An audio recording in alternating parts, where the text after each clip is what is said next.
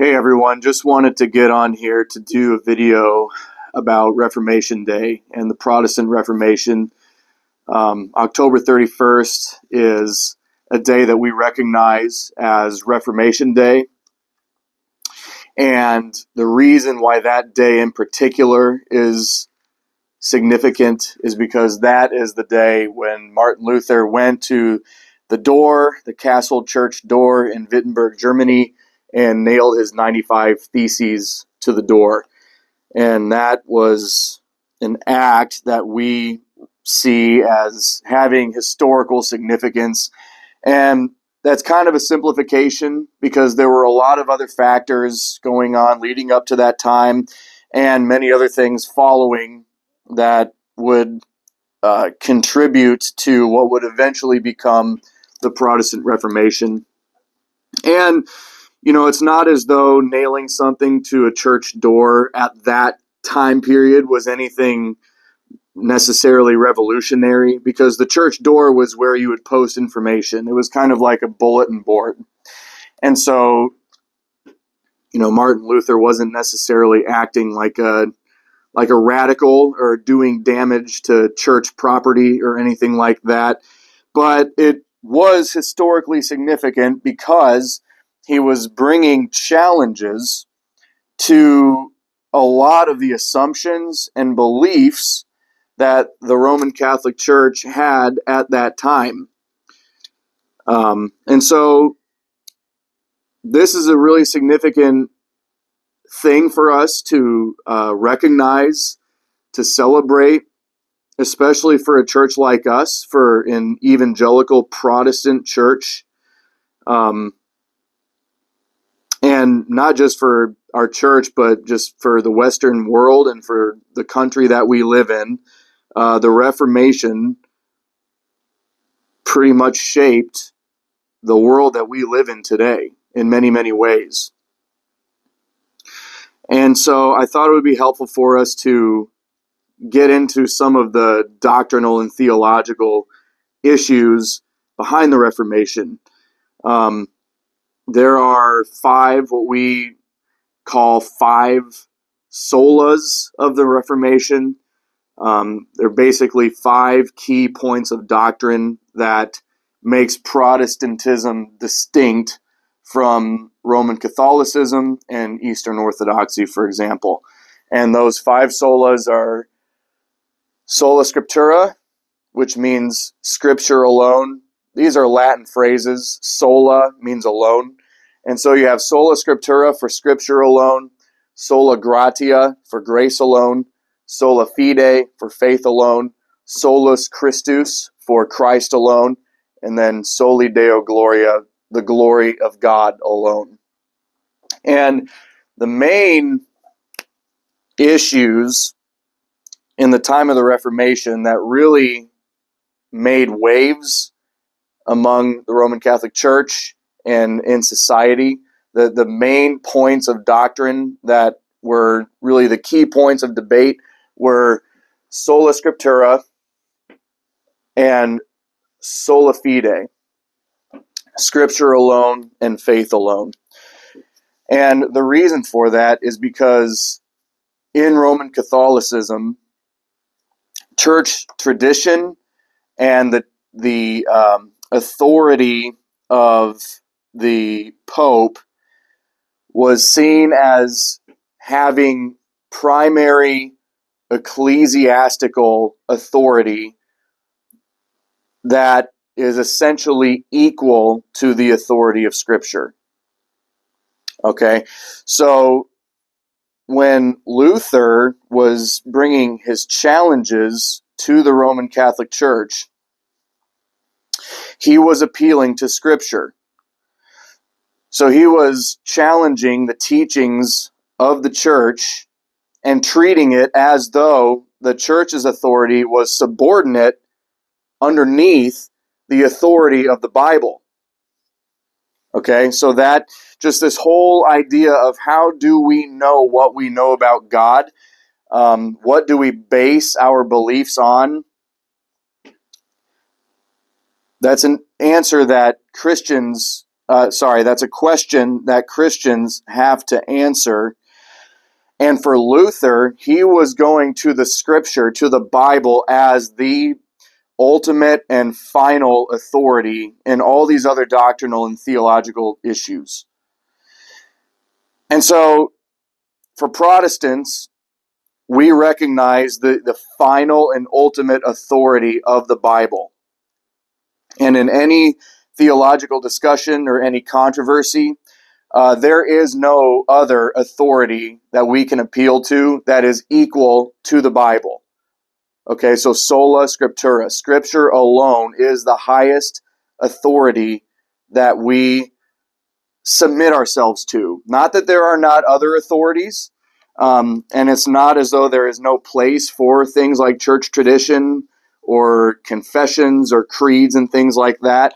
But the Bible alone is the ultimate and final authority that tells us what we need to know about God, and specifically how we can be right with Him. And that issue of how are we right with God, how can you have peace with God, that was the other major point of doctrine that was examined and disputed during the time of the Reformation. And that's where sola fide comes in, faith alone. And this whole issue of faith and how that pertains to having peace with God, it all has to do with the doctrine of justification. Justification. Justification is the means by which we can have peace with God, because it is God making a declaration over us that we are righteous in His sight. And the text that struck Luther, Martin Luther, as being very significant in answering this question was Romans 1:17. And Romans 1:17 says, well, backing up to verse 16, it says, "For I am not ashamed of the gospel, for it is the power of God for salvation to everyone who believes, to the Jew first, and also to the Greek. For in it," that's in the gospel, "the righteousness of God is revealed from faith to faith, as it is written," and then it quotes from the book of Habakkuk, "but the righteous man shall live by faith." Or, in other words, the just shall live by faith. And so he looked at that phrase, that the righteousness of God is revealed, and what he saw was that the righteousness of God, the righteousness that God requires in order to have peace with Him, is not something that comes from our own strength or our own power or our own works. It doesn't originate from us. The righteousness of God is a gift that God bestows upon people who are not righteous, and He does that as an act of grace. It is a free gift of grace that God gives to unrighteous people. And the means by which He gives that gift is by faith. It's by faith. So faith alone is the means by which we can be right with God and have peace with Him. And this is not just a groundless thing. It's not like God can just look at our lives and see that we're guilty, see that we've broken His law, and just pretend as though we're righteous. And the reason we can be counted righteous is because of this whole biblical idea of union with Christ, being united to Jesus Christ, and having Jesus Christ as our representative. And so it's the righteousness of Christ, Christ's righteousness, that God can credit to unrighteous people, and He does that as an act of grace, and He does it through faith. Faith alone is the instrument by which God can count us righteous. And this is a free gift. This has nothing to do with our performance, our effort, our works. This is just looking to Jesus Christ and trusting him to save us. And when we do that, when we put our trust in him like that, God can count us righteous because of the exchange that takes place on the cross. So on the cross, Jesus takes our sin, he takes our unrighteousness, and in exchange, he gives us his righteousness. And we see this, for example, in the book of 2 Corinthians. This is 2 Corinthians 5:21. It says this, he, that is God, made him, Christ, God made Christ, who knew no sin, to be sin on our behalf, so that we might become the righteousness of God in him.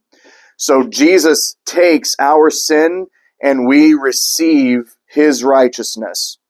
And that really is at the heart of the gospel. That is what makes the good news the good news.